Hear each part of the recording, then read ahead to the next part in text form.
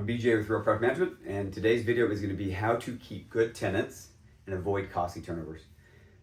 A turnover can be very expensive. You're looking at maintenance, you're looking at vacancy time, and you're looking at also leasing fee to hire us to find you a new tenant.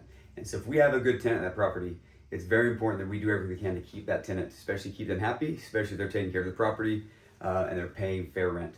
And so the way we do that is we have the tenant move in. Usually about 60 days before their lease ends, we're going to reach out to that tenant and say, hey, what is your plan? Are you looking to move? Are you looking to stay? What are you thinking?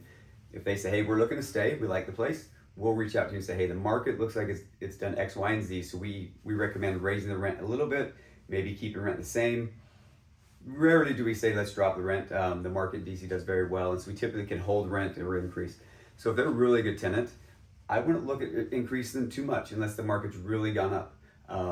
You got to weigh kind of the cost of that. What's it going to cost me to try to get 10% more from this tenant, and if they do vacate. But let's say we recommend a 5% increase.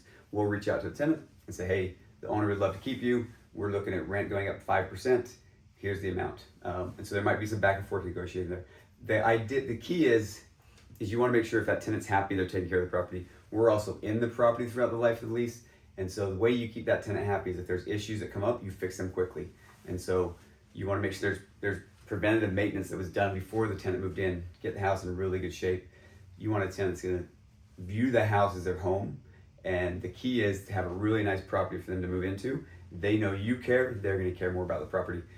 Usually what you see is in the first 30 to 60 days, a lot of tenants are going to reach out for some maintenance stuff. We call this kind of the nesting, the settling period.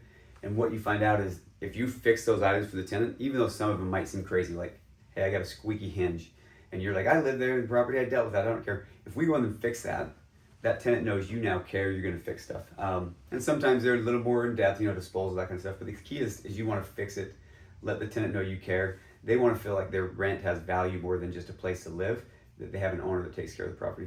So the key is make sure keep the tenant happy, fix stuff in an active manner, and then at time of renewal, be fair to the tenant and keep the property vacant or occupied. Keep the property occupied. Vacancies are super expensive. Again, you're looking at missed rent, you're looking at turnover cost, and then you're looking at leasing fee.